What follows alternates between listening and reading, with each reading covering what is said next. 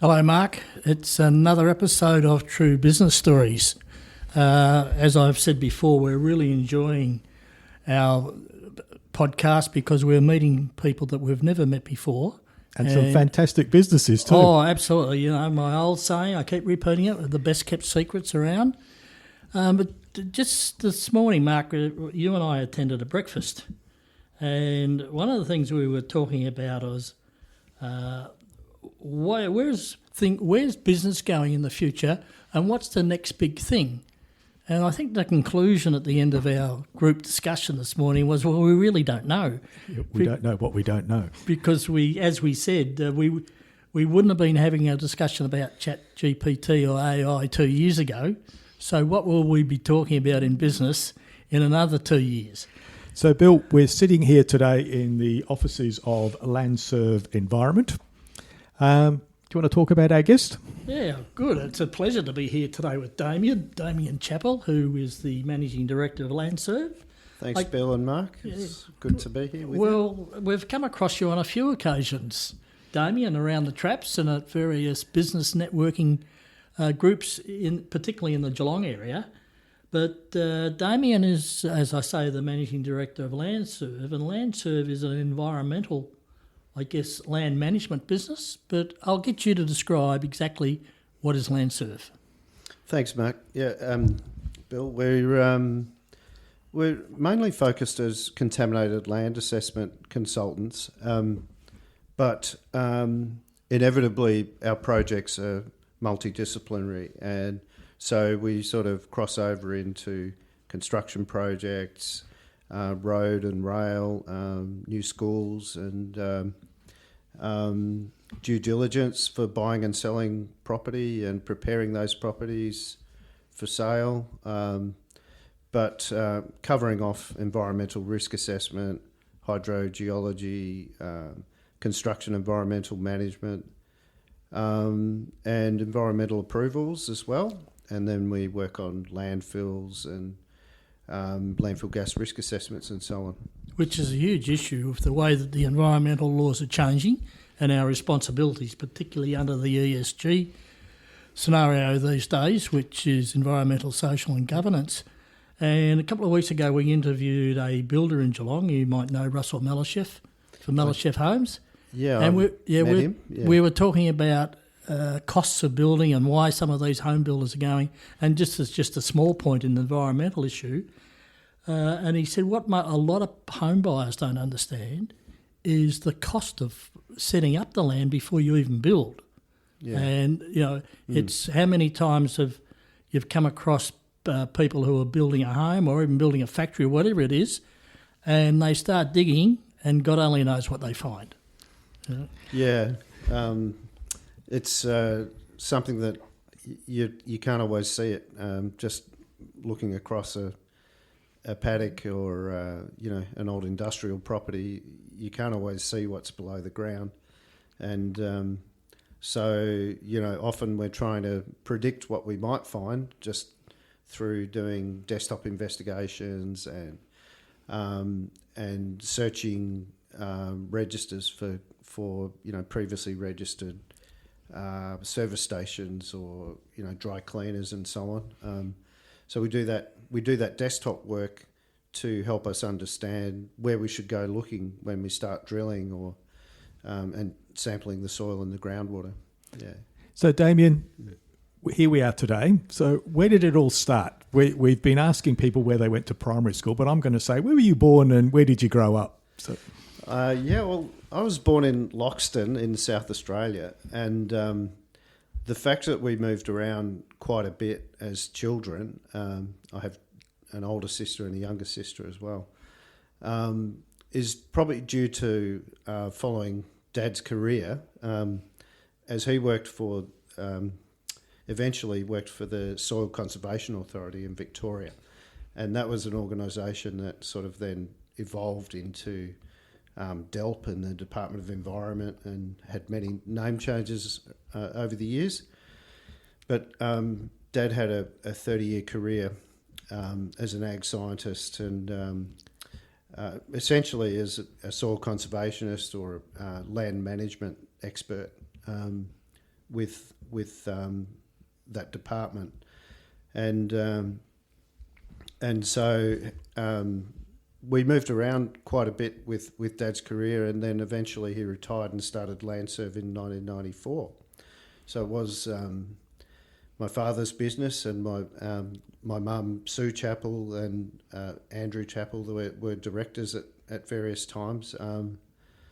And by the time I wanted to start my own new environmental business in Geelong, Mum and Dad had retired, but they owned the Landserv company, and which wasn't active at the time, but it was an opportunity for me to, rather than start afresh with a new business, to take over the name of the family business and keep it running. That's cool. So Yeah, I see that, as we say, we normally ask about where did you go to school. So where was your main schooling done in secondary college? Yeah, so I grew up as a kid. I grew up in Neerim South in Gippsland, on a hobby farm with a lot of mates with dairy farms and motorbikes and horses around, and so on. And then when I was 14, we moved to Bendigo, and so as a teenager, I grew up in Bendigo, and I have really fond memories of growing up there. You could go anywhere on a bicycle or walking distance, and it was pretty free and easy. And by the time we went to the senior high school there, which only operated years 11 and 12, and I think it still does, the Bendigo Senior High School, it was essentially a bit like a university in that, we just had casual clothes and a fair bit of freedom to, walk outside of the school grounds and do our own thing. And the good part about that was that we had, it was up to us to, succeed at school. And so by the time we did actually go to university, it felt like we'd already been at uni for a couple of years. I think we were quite mature, and we'd had a good country upbringing, but I really enjoyed growing up in a large country town or a small country city, whatever you want to call Bendigo, and so that later in life influenced my wife Anne and I to move to Geelong and move the kids to Geelong. You also graduated with a Bachelor of Applied Science in Geology as a major. Is that right? At RMIT, I think it was. Yep, that's right. Yeah. And particularly in the early days of the environmental industry, a lot of geologists and geological engineers and geotechnical engineers ended up in the environmental industry. And so one of the motivations for that is that if you do graduate as a geologist and go and work in exploration or mining, then you can expect to have a career in some remote place, in northern or central Australia, Western Australia, and I actually did that. I spent a couple of years in the Pilbara working for one of Joseph Gutnick's companies, exploring for diamonds and gold and so on. But it's only a matter of time before a lot of us wanted to move back to civilization. And the way to do that was to evolve your career into, environmental and contaminated land. So what was your first job? My first job after uni was an old BP refinery in Port Melbourne, near Prince's Pier. And it was, at the time, it was a large contaminated site remediation project. It was called the Bayside Project. And so it involved cleaning up an old BP refinery and turning it into apartments, and it's now Mirvac Apartments. And so, at the time, it was, I think, a $20 million clean-up project, which was huge at the time, but, it's relatively commonplace these days as the budget for a clean-up Yeah. And what got you to look at setting up your own business? Because obviously soils are in your blood. Yeah. So what was that point where you go, I'm going to run my own business and take over Landserv and make it happen? What was the... Yeah, it was probably sort of born from opportunity, but also frustration at commuting from Geelong to Melbourne.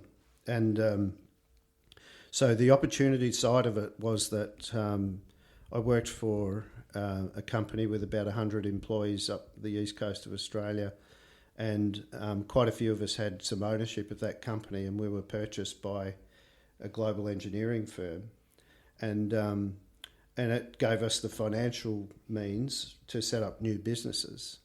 And so that was the opportunity. I continued to work for the American company that bought us for almost a year. But then I didn't have any support from management to set up a Geelong office. But I knew that commercially setting up a Geelong office in this field would be successful. And so I just took the plunge then and started, effectively relaunched Landserv in 2007. Once I stopped commuting to Melbourne on the train every day and back, I realised that, by the end of the week, I effectively had 25 hours a week of extra time in my life. And it feels like you can achieve a lot, if you're saving. Mark, we heard something this morning, didn't we? The whole issue about working from home, for instance, in today's environment is, and the arguments are against travel and everything.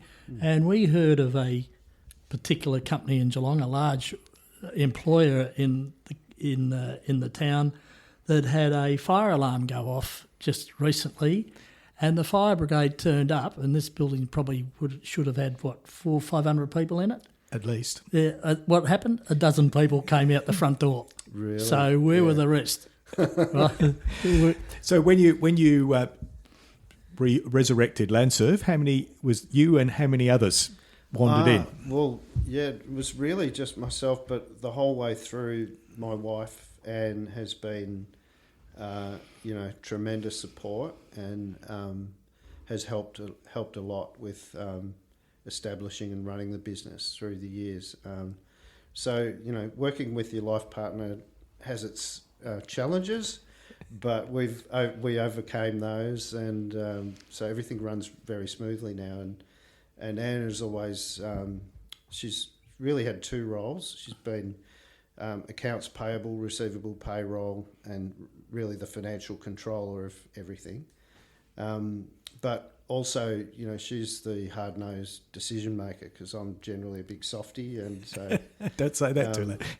Mark, I think Damien just does as he's told. Is that right? I think that's what it's about. Well, yeah, I mean, suffice to say that Anne's been a great support the whole way through, but it just started with the two of us, and so I had to set up all the management systems myself, and get on. I knew getting on the state government panels was really important. Yep. And started to progressively do that. It took me 6 months to win my first job, and probably didn't get a paycheck for 8 months, and then probably 1 year in, I employed my first employee, and. So that was Justin, a very capable environmental scientist, and it went from there. And so now there are 10 of us, but sort of fluctuates anywhere from 10 to 13 or so people, depending on the jobs and what you need. And that's right. Yeah. Talking about staff and management, and that is, you want to explain LEAF to us, to your audience? Now that could be challenging because it's one of those. You better explain what the overall thing means. Lifestyle, experience, advancement, and family. Yeah. So thanks for helping me out with that. But yeah, I've done my homework. It's all right. That's good. I should have done mine. But look, probably lifestyle is certainly at the forefront of the way we operate. And so, we also have a working from home policy allowing people to work from home 2 days a week if they want. But if you look in the office today, you'll see that virtually all of us are here. And there's a couple of us that will be out doing field work, and there's a couple of part-timers, but they come in of their own accord because we enjoy the camaraderie, the collaboration of working as a team. On Fridays we'll go out to lunch and so on. And today you'll probably see Sonny the dog's out there. Yesterday Billy the dog was there as well. And so people actually want to come into our office, and I think I really hope that that's a credit as to the way we work. And of course, a lot of the people who work for us live in the Surf Coast or locally around Geelong. And if they didn't work for us, then they'd probably be commuting 5 hours a day to work for a Melbourne firm. So that aspect of lifestyle really gels for us, and we want to promote it, but we just want to also make it a priority for everyone, that no one's getting burnt out, everyone's working sustainably. And then in terms of experience,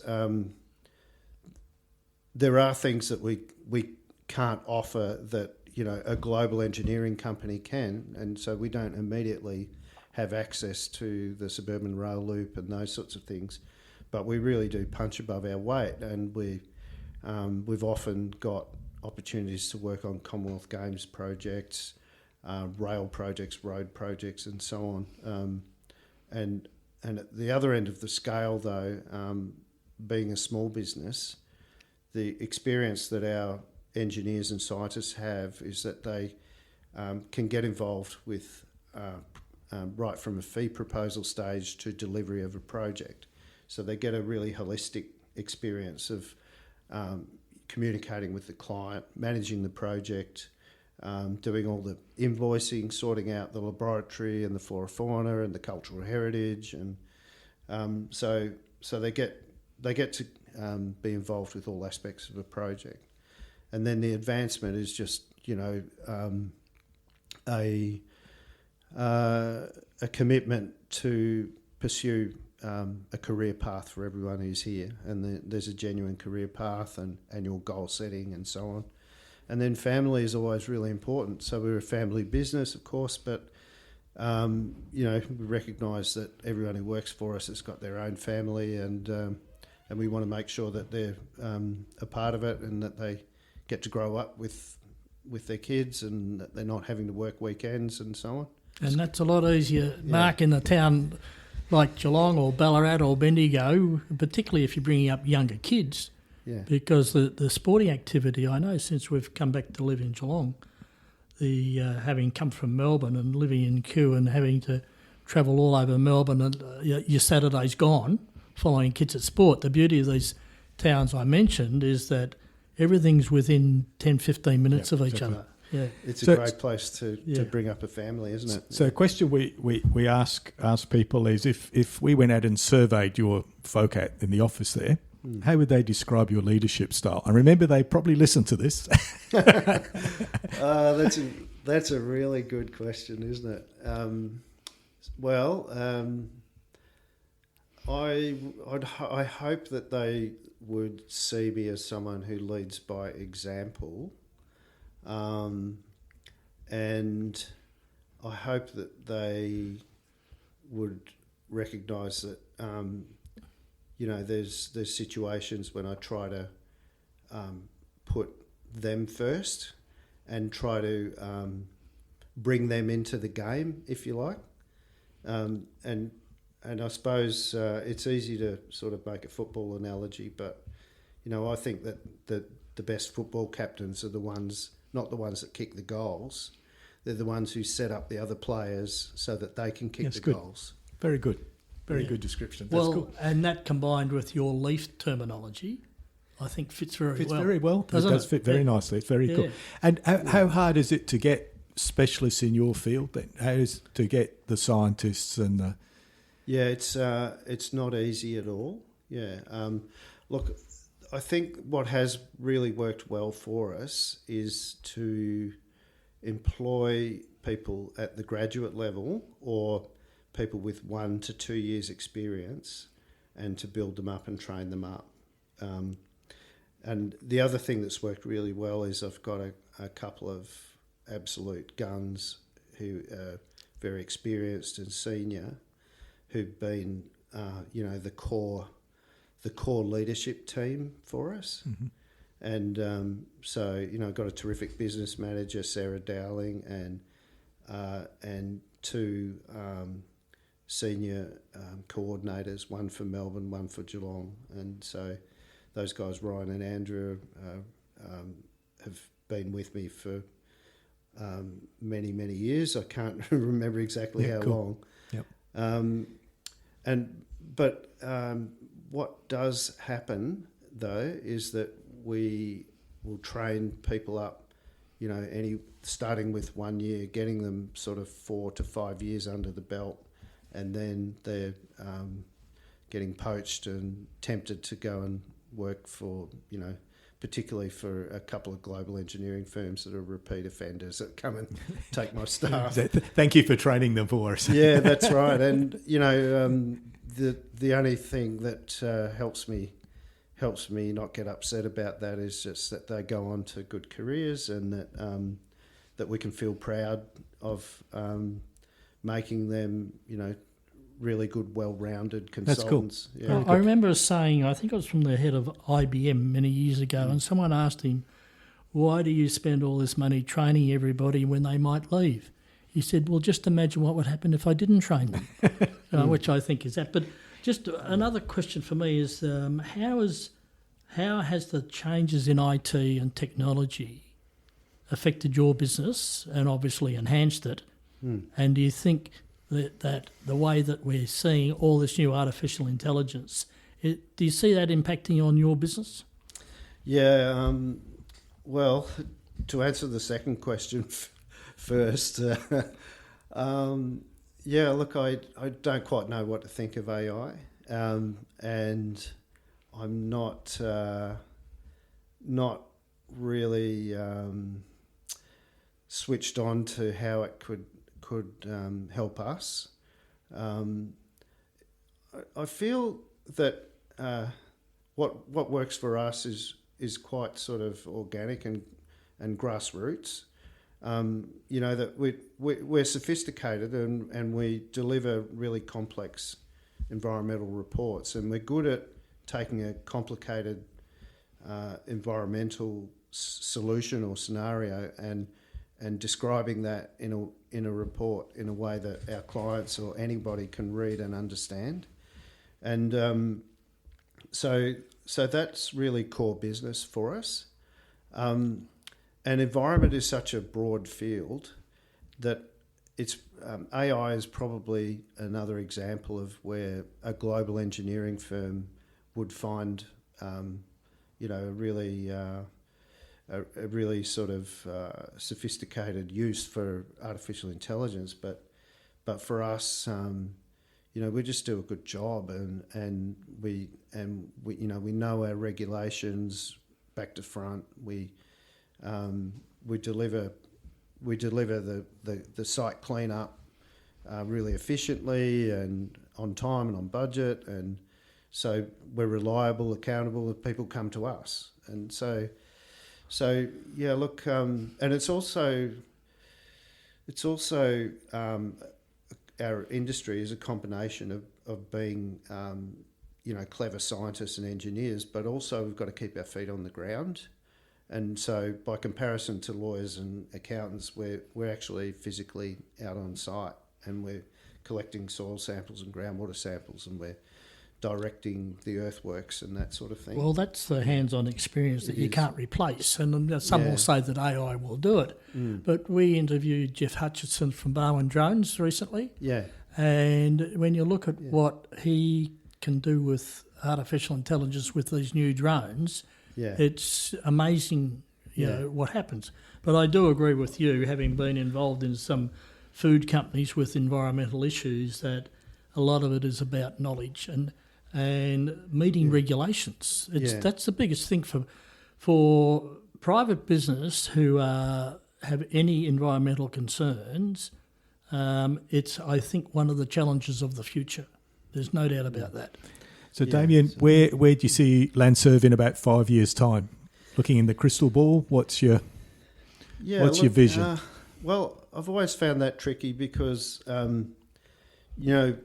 we've had varying levels of ambition over the years, and we've probably, I'd say we could narrow it down to two false starts in terms of wanting to build the platform to expand, and so at various stages, we have set ourselves up with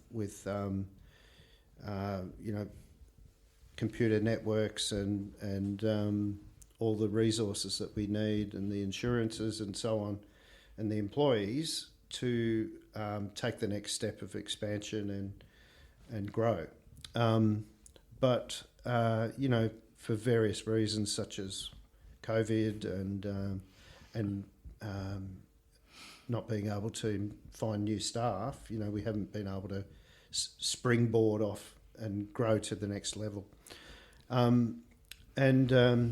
If you can reconcile that in your own mind as a business owner and managing director, then and you're not losing any sleep about that, it's actually really really nice coasting along with 10 or 12 people, and everything's running smoothly. I've got a great crew. We haven't had much turnover recently, touch wood. Touch wood. And look, it's I feel that we've all got a good work-life balance. Well, unfortunately, a lot of small to medium enterprises come unstuck because they chase growth, and that's all they're interested in. Yeah. And we've seen only in the last week the demise of a major IT home delivery service company where people poured billions into it and a lot of high-profile investors, and it was all about growth, but to survive, they had to grow and grow and grow and grow. And it's just not possible. COVID changed all that. Yeah. And I think your comment is wise because you don't need to chase growth if you've got what you've got properly structured and organised. And you've got a great reputation in Geelong with what you do. So thank you. If that ticks along nicely, that's the main thing. So, Damien, how do people get in touch with you? What's your website? www.landserv.com.au. That's serve without an E on the end. Yeah, I always have to say that on the phone as well. So LANDSERV, so just to make it clear. .au. And you're happy to hear from people and answer questions? And absolutely, yeah. We just take it in turns to answer the phone here. Yep. And but anybody in the office is either capable of working out your problems for you, or they can, or you can talk to me directly. Yeah. Fantastic. So, Damien, thank you for your time. A great story. Thanks very much, Mark. Yeah, thank you, Damien, and we will forgive you for barracking for Footscray. I still call them Footscray because I'm an old Footscray man, and of course now I'm Geelong. So we won't hold that against you. And thank you for allowing us to come and talk to you today. Thanks very much, guys.